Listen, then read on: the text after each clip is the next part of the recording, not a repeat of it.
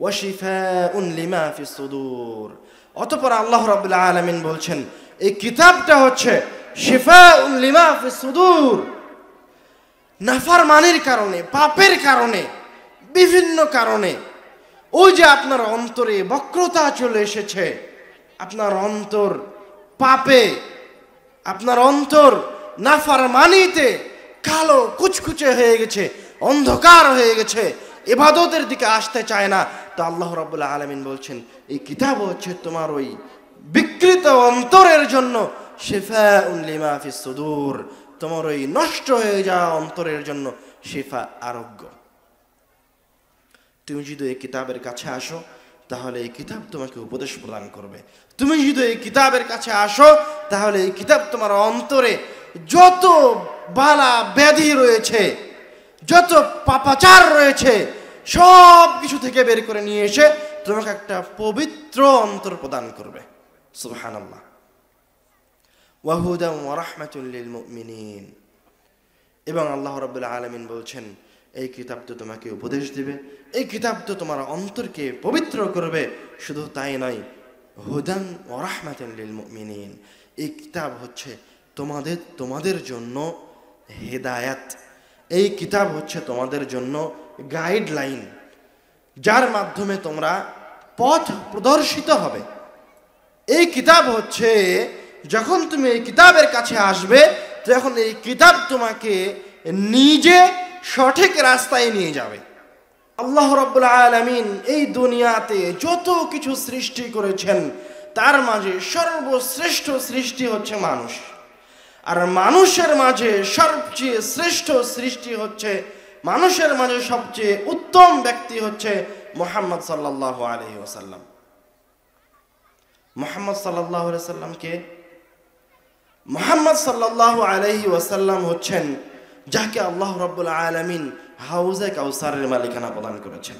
মুহাম্মদ সাল্লাল্লাহু আলাইহি ওয়াসাল্লামকে যাকে আল্লাহ রাব্বুল আলামিন কিয়ামতের দিন শাফাআতের ক্ষমতা প্রদান করেছেন। মুহাম্মদ সাল্লাল্লাহু আলাইহি ওয়াসাল্লামকে যার উপর সকল নবীগণ রাসূলগণ ঈমান আনার ওয়াদা করে গেছেন তিনি আসার আগেই।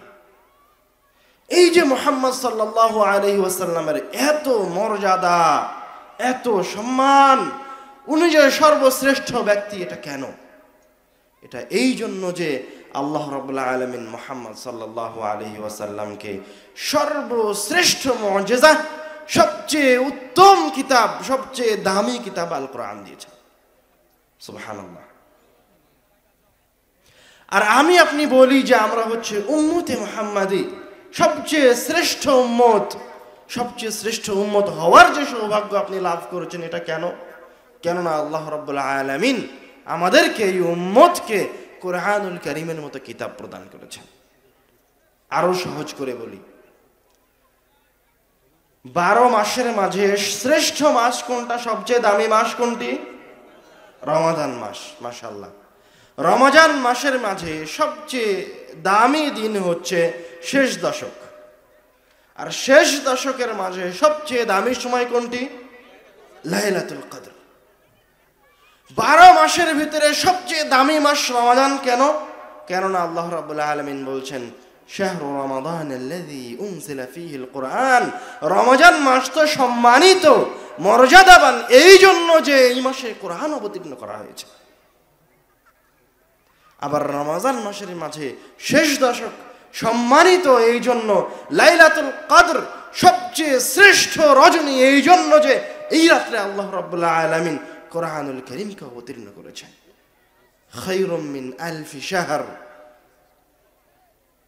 এই একটা রজনী 80 বছর ইবাদতের চেয়ে, এই একটা রজনীতে ইবাদত করা 80 বছর ইবাদতের চেয়ে উত্তম। কেন? কেননা ওই রাত্রিতে কোরআনুল কারীম অবতীর্ণ করা হয়েছে। সুবহানাল্লাহ। এই কথাগুলি কেন বলছি? যেন কোরআনুল কারীমের গুরুত্ব আপনার সামনে ফুটে ওঠে।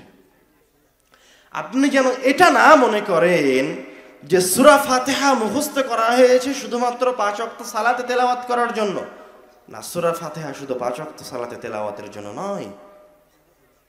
নাস, ফালাক, ইখলাস শুধু সালাতেই তেলাওয়াত করতে হবে এমনি তেলাওয়াত করতে হবে, শুধু তাই নয়, এগুলির আরো অনেক কার্যক্ষমতা রয়েছে। দুঃখের বিষয়, আমার আপনার সূরা ফাতিহা মুখস্থ আছে, কিন্তু সূরা ফাতিহা কি কি করতে পারে তা কি আমাদের জানা আছে? কে বলতে পারবেন সূরা ফাতিহা কি কি করতে পারে? কয়জন মানুষ আছেন?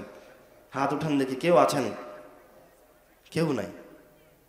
অথচ আল্লাহ রাব্বুল আলামিন সীমাহীন শক্তি দিয়ে রেখেছে সূরা ফাতিহার মাঝে, নাস ফালাক ইখলাসের মাঝে সীমাহীন শক্তি দিয়ে রেখেছেন।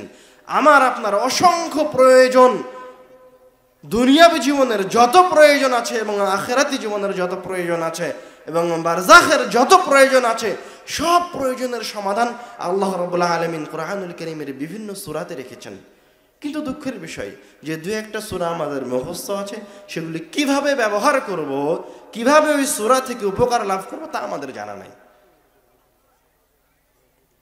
তো আমাদের আলোচনায়, এই গুরুত্বপূর্ণ সবচেয়ে দামি মূল্যবান আলোচনায় আমরা কোরআনুল কারীম নিয়ে আলোচনা করব, যার শুরুতেই থাকবে কোরআনুল কারীম নিয়ে সামান্য ধারণা, তারপরে থাকবে কোরআনুল কারীমের বৈশিষ্ট্য, তারপরে থাকবে কোরআনুল কারীমের যে সূরাগুলি আমাদের মুখস্থ আছে, এই সূরাগুলি আমরা আমাদের জীবনের বিভিন্ন সময়ে বিভিন্ন উপায়ে কিভাবে কাজে লাগাবো। তারপরে কোরআনুল কারীমের বিভিন্ন সূরার ফজিলত দিয়ে আমরা আমাদের আলোচনার শেষের দিকে যাব ইনশাআল্লাহ। ওয়া মা তাওফীকি ইল্লা বিল্লাহ। আমরা শুরুতে আসি, আল কোরআন শব্দের অর্থ কি? কেউ বলতে পারবেন আল কোরআন শব্দের অর্থ কি? আমি আপনি মুসলমান কোরআনের মাধ্যমে, আর কোরআন শব্দের অর্থ জানেন না, কি দুঃখজনক, হতাশাবাঞ্জক। আরবি ভাষায় কোন শব্দের অর্থ জানার জন্য ওই শব্দের মূল অক্ষরের দিকে ফিরে যেতে হয়। তো আমরা দেখব আল্লাহ রাব্বুল আলামিন এই কোরআন শব্দটিকে কোন অক্ষরগুলি থেকে নিয়ে এসেছে এবং কি অর্থে ব্যবহার করেছেন।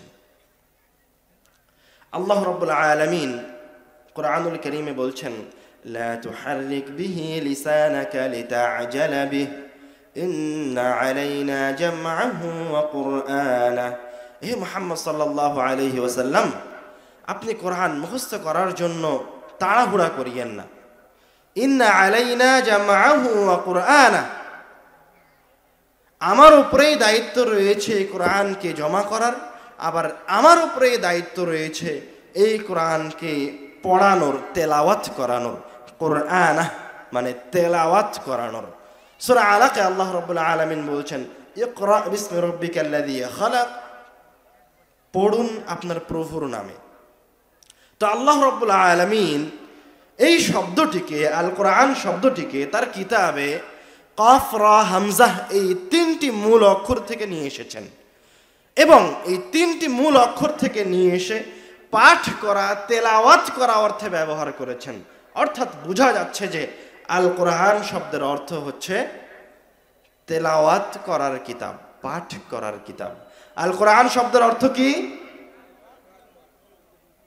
আল কোরআন শব্দের অর্থ কি বলেন? তেলাওয়াত করার কিতাব, পাঠ করার কিতাব। এখন প্রশ্ন হচ্ছে, আল্লাহ রাব্বুল আলামিন এত শত শত নাম ছেড়ে দিয়ে তার কিতাবের নাম আল কোরআন রাখলেন কেন? আরও তো অনেক নাম রাখা যেত। তার অনেকগুলি কারণের মাঝে আমরা যে গুরুত্বপূর্ণ কারণ সবসময় বলে থাকি সেটা হচ্ছে, আল কোরআনুল কারীমে যত ফজিলত রয়েছে, যত উপকার রয়েছে, কেউ যদি কোরআনুল কারীম দিয়ে রোগ থেকে আরোগ্য পেতে চায়, বিপদ থেকে মুক্তি পেতে চায়, শয়তানের ওয়াসওয়াসা থেকে বেঁচে থাকতে চায়, তাহলে তাকে কোরআন তেলাওয়াত করতে হবে, পাঠ করতে হবে। বুঝতে পারেননি মনে হয়? এই যে আমার কাছে এখন আল কোরআন আছে, কিন্তু আল কোরআন এখন আমার বিন্দুমাত্র উপকার করতে পারবে না, সরিষা সমপরিমাণ উপকার করতে পারবে না। এই অবস্থায় কখন উপকার করতে পারবে? যখন আমি এখান থেকে একটা আয়াত আমি তেলাওয়াত করব, তখনই কোরআনুল কারীম আমার উপকার করবে। এই জন্য আল্লাহ রাব্বুল আলামিন এই কিতাবের নাম রেখে দিলেন তেলাওয়াত করার কিতাব, অধ্যয়নের কিতাব। কেননা এই কিতাব থেকে যদি আপনি কোনো উপকার পেতে চান, তাহলে তেলাওয়াত করে, অধ্যয়ন করে উপকার নিতে হবে। এই জায়গায় আমরা একটা গুরুত্বপূর্ণ কথায় আসি। যারা এই কিতাবের অক্ষরগুলিকে সংখ্যায় রূপান্তরিত করে তাবিজের মাঝে ঢুকিয়ে বলছে এটা গলায় দিলে, এটা গায়ে বাঁধলে শয়তান কোনো ক্ষতি করতে পারবে না, মানুষ কোনো ক্ষতি করতে পারবে না, এদের এই কথা, এদের এই কাজ হচ্ছে সরাসরি মহান রব্বুল আলামিনের শত শত আয়াতের বিরোধী। এদের এই কথা রাসূল সাল্লাল্লাহু আলাইহি ওয়াসাল্লামের অসংখ্য হাদিসের বিরোধী। বরং যারা এই কথা বলছে যে কোরআনুল কারীমের আয়াত সাথে করে নিয়ে ঘুরলে উপকারে আসবে, তারা আমাদের ক্ষতি করছে, দুইভাবে ক্ষতি করছে। এক, তাবিজ গ্রহণ করার মাধ্যমে কোরআন তেলাওয়াত করা থেকে যে আপনি দূরে সরে আসছেন, এর মাধ্যমে আপনি ধীরে ধীরে আল্লাহ রাব্বুল আলামিনের রহমত থেকে বঞ্চিত হচ্ছেন, হেদায়াত থেকে বঞ্চিত হচ্ছেন। দুই, তাবিজের কারণে আপনি আস্তে আস্তে শিরিকের ভিতরে ঢুকে যাচ্ছেন। এবং সবচেয়ে বড় মাসিয়া আসমান এবং জমিনের মাঝে যেই পাপ কোনোদিন ক্ষমা হওয়ার নাই, সেই পাপের ভিতরে আপনি ঢুকে যাচ্ছেন।